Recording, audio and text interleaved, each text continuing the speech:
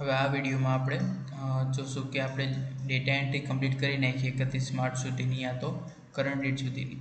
તો એના પછી પ્રોસેસ શું રહેશે, શું કરવાનું રહેશે અને કઈ રીતે વેરીફાઈ કરશું, કયા રિપોર્ટથી વેરીફાઈ કરશું, બરાબર. તો સૌથી પહેલાં આપણે એક આ ડેમો છે, બરાબર, એક્ઝામ્પલ માટે. એ જો પહેલાં ઇન્ટરફેસ અહીંયા આવશે કે પેન્ડિંગ વાઉચર 0 બતાવે છે, બરાબર, કેમ કે કોઈ વાઉચર હશે અહીંયા તો બધા પોસ્ટ થઈ ગયા છે, અહીંયા તો કોઈ વાઉચર નાખેલા નહીં હોય. તો પહેલાં આપણે ગમે તે રેન્ડમલી ટ્રાન્ઝેક્શન કરીએ. પ્રિપેર વાઉચર કેશ રિસિપ્ટ,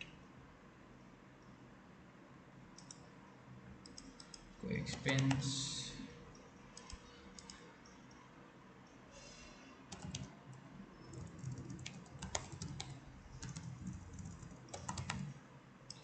ગમે તે અકાઉન્ટ લઈ લઈએ છીએ અત્યારે.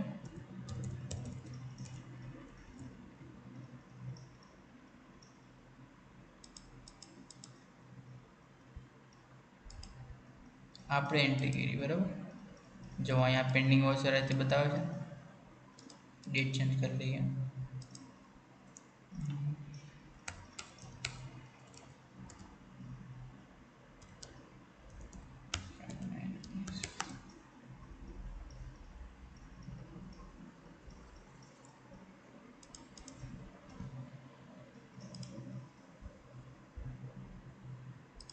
ઓકે, પાછું એકવાર એન્ટ્રી રેકોર્ડ કરી લઈએ. કેશ પેમેન્ટ કરીએ.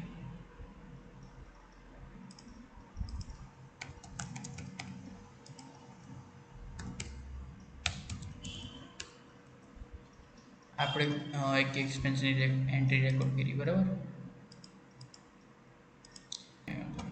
ટ્રાન્ઝેક્શન કરેલા હશે એ રિસિપેન્ટ પેમેન્ટમાં પણ શો કરશે જ્યાં સુધી વાઉચર પોસ્ટ નહીં થઈ હોય. તો એફએસની અંદર રિપોર્ટ્સમાં જશો. રિપોર્ટ્સની અંદર અહીંયા છે રિસિપેન્ટ પેમેન્ટ બિફોર ડે એન્ડ, બરાબર. રિસિપેન્ટ પેમેન્ટ બિફોર ડે એન્ડની અંદર અહીંયા હેડવાઇઝ કરીને વ્યૂ કરશું. બીજો ઓપ્શન છે લેજર વાઇઝ, જેમાં બધા ડિટેલ વાઇઝ રિફ્લેક્ટ કરશે, બરાબર. અહીંયા વ્યૂ કરીએ આપણે. જે રેન્જ નાખશું ડેટની એ પ્રમાણે ટ્રાન્ઝેક્શન રિફ્લેક્ટ કરશે. તો અહીંયા આટલા ટ્રાન્ઝેક્શન થયા છે. હમણાં જે આપણે ટ્રાન્ઝેક્શન કર્યો અહીંયા 10,000 દેખાડે પેમેન્ટ છે, એટલે કે ડેબિટ થયું છે, બરાબર. અધર એક્સપેન્સ અહીંયા કેશ ઓન હેન્ડ એની દેખાડશે. આ રીતે રિફ્લેક્ટ કરશે, બરાબર.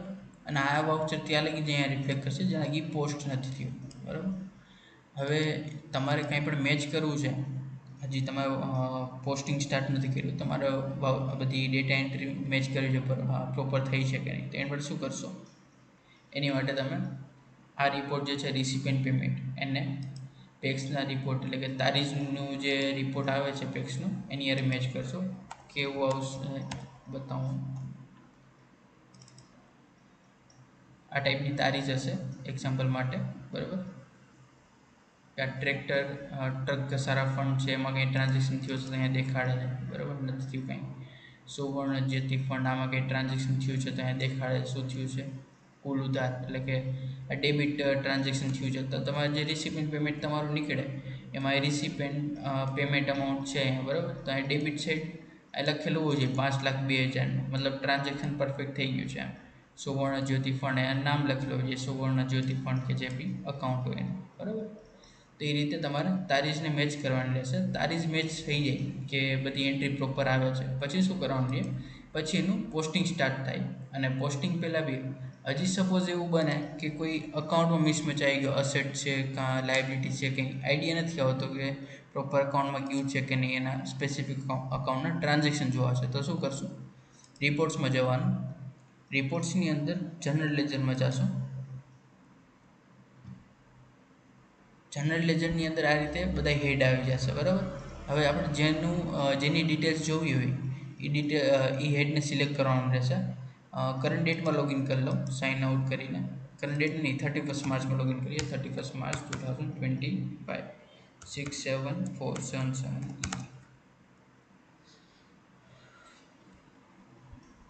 આપણે લોગિન કરી લીધું, બરાબર. હવે એફએસની અંદર રિપોર્ટ્સ, જનરલ લેજર,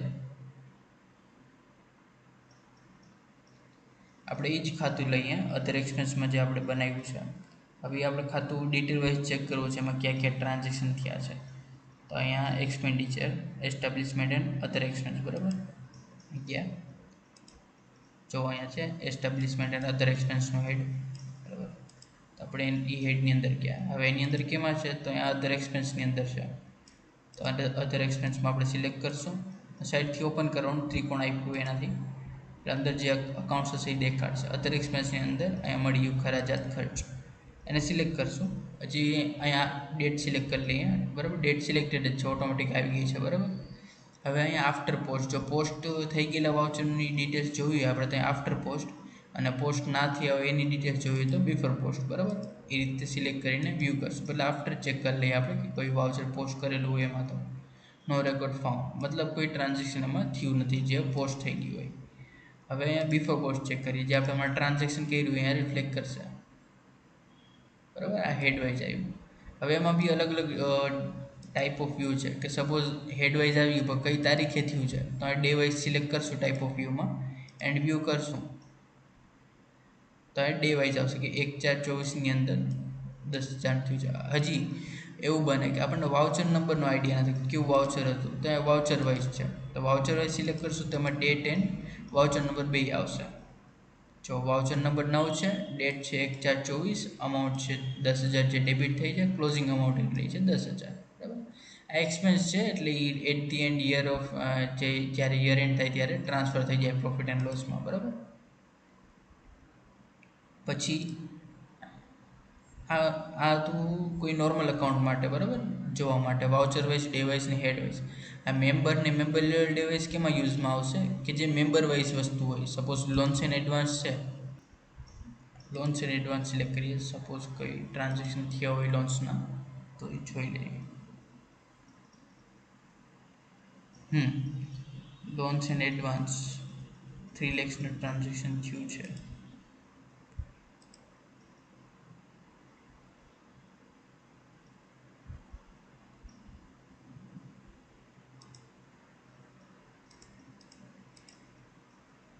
એક મિનિટ એડવાઇઝ કરીએ. હા હવે આવશે. એડવાઇઝ કરીને જોયું એટલે આપણને idea medium term long term agri લોન્સમાં થયું છે 3 lakhsનું ટ્રાન્ઝેક્શન બરાબર. હવે એને આપણે ફાઇન્ડ આઉટ કરવું છે મીડિયમ ટર્મ એગ્રી લોન્સ લઈએ કેમ કે આમાં બી ઘણા હેડ છે. ત્યાં સિલેક્ટ કરીને વ્યૂ કર્યું આપણે હેડવાઇઝ. ડિટેલ વાઇઝ તમે જોઈ શકો આ રીતે હેડવાઇઝ સિલેક્ટ કરીને. આ એમટી એગ્રીકલ્ચર લોન્સના હેડની અંદર છે, ત્યાં છે એમટી એગ્રીકલ્ચર લોન્સ બરાબર. એની અંદર બી ઘણા હેડ છે, એમાં બહુ બધા પર્પઝ વાઇઝ અલગ અલગ હોય, ફાર્મ મેન્ટેનન્સ એ રીતે બરાબર. ત્યાં વ્યૂ કરીએ પાછું. આમાં છે પ્રિન્સિપલ ફાર્મ ગોડાઉન.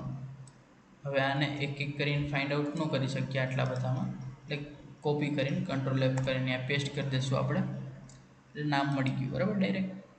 અને આને કરી દઈશું મેમ્બર લેવલ ડે વાઇઝ કરીને વ્યૂ, કેમ કે લાસ્ટ ડેટ છે એમાં મેમ્બર વાઇઝ આપણે જોઈ શકશું. જો આ છે આમાં એક જ છે એટલે નામ નથી આવતું મેમ્બરનું. હમણાં જોઈ લઈએ કયો મેમ્બર છે. આ ડેટ ઉપર ટ્રાન્ઝેક્શન થયું છે 1/4/24થી લઈને 31/3/25માં ટ્રાન્ઝેક્શન થયું છે ક્રેડિટ બરાબર આ રીતે. એન્ડ હેડ વાઇઝ કરીને જોઈએ મેમ્બર વાઇઝ પર કાઢી લઈએ બરાબર. નામ આવી ગયું ઠાકોર શાંભુજીભાઈ, એક જ મેમ્બર છે એટલે એનું નામનું આવ્યું. આપણે હેડ વાઇઝ કરશું એટલે આઈડિયા આવી જશે. ને તો મેમ્બર વાઇઝમાં પણ સેમ નીકળશે બરાબર. આ રીતે રિપોર્ટ જનરેટ થશે ડિટેલ વાઇઝ જોવા માટે કે જે મેમ્બર લેવલના રિપોર્ટ્સ હોય એની માટે. પછી અહીંયાથી બધું મેચ કરી લેવાનું ત્યાં જે બી આપણે હેડ ડિટેલ વાઇઝ ચેક કરવો હોય.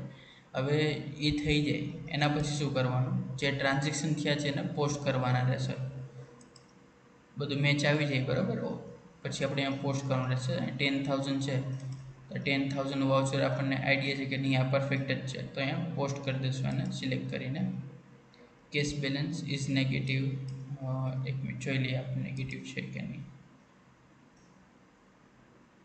યસ 719 રૂપિયા અહીંયા કેશ બેલેન્સ છે બરાબર. અને આપણે ટ્રાન્ઝેક્શન વધારે અમાઉન્ટનું કરીએ છીએ એટલે નેગેટિવ જશે. આપણે બીજું ટ્રાન્ઝેક્શન કરીએ કેશ રિસીવ કરવાનું અને ડિલીટ કરી નાખીએ.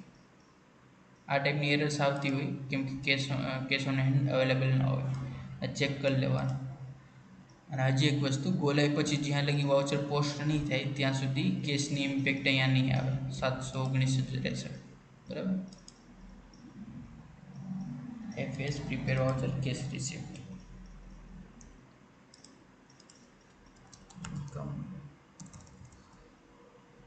કોઈ બી આપણે લઈ લઈએ અત્યારે.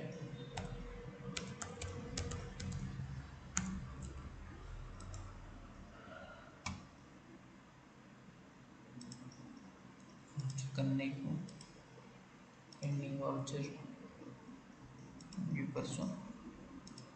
આ વાઉચર જો આ 10,000 કેશ બેલેન્સ ઇન્ક્રીઝ થઈ છે, બરાબર. પણ અહીંયા ઇમ્પેક્ટ નથી આવી. શું કામ? કેમ કે વાઉચર પોસ્ટ નથી થયો છે. આપણે જેમ અહીંયા પોસ્ટ કરશું આને,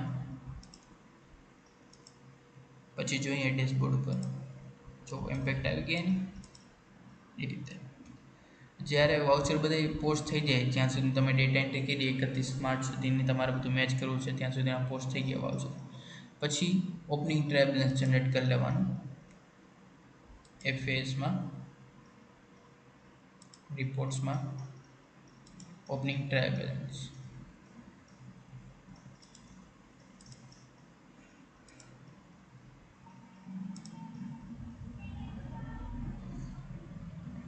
હવે આ તમે જે જનરેટ કરશો આ રીતે રિફ્લેક્ટ કરશે, બરાબર. જે આપણે એન્ટ્રી કરી હતી એનું છે, બરાબર. નેગેટિવ જાય છે, એને ઇગ્નોર કરશો અત્યારે.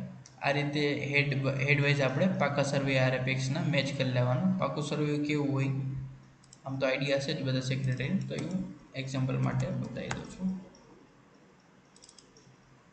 આ ટાઈપનું પાકું સર્વે હોય, બરાબર, કમ્પ્યુટરાઇઝ. એમાં હેડ વાઇઝ બધું મેચ કરી લેવાનું કે શેર ભંડોળ છે એટલે કે કેપિટલ છે તો એ કેટલું છે. આમાં જોઈએ આપણે કેપિટલ છે, આની યાર મેચ કરવાનું કે બરાબર આવે છે કે નહીં. પરફેક્ટ આવતું હોય મતલબ બરાબર છે. બીજી પેક્સનું છે, ડેમો અલગ છે, એટલે આ રીતે ડિફરન્ટ આવે છે. તો આ બધું આ રીતે મેચ કરવાનું રહેશે.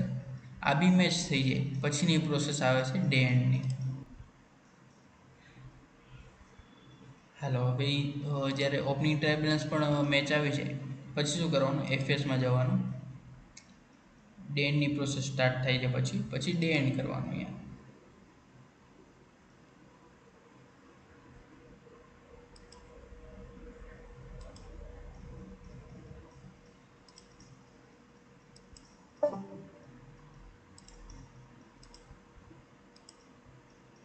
FSમાં જઈને day and,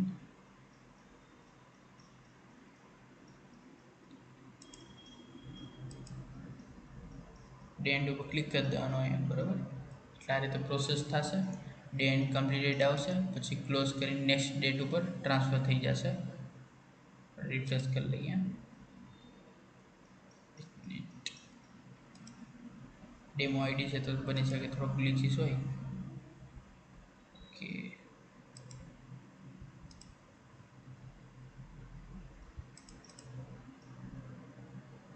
okay, A glitches છે, બરાબર. બાકી અહીંયા જે છે ડે એન્ડ ઉપર ક્લિક કરશું આપણે એટલે ડે એન્ડ કમ્પ્લીટ થઈ જશે. આ રીતે ઓપ્શન આવશે, ક્લોઝ કરી દેવાનું.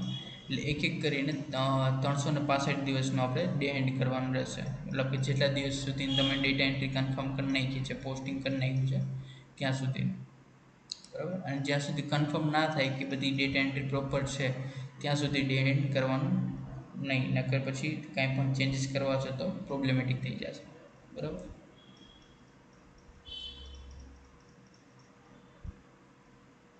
Thank you.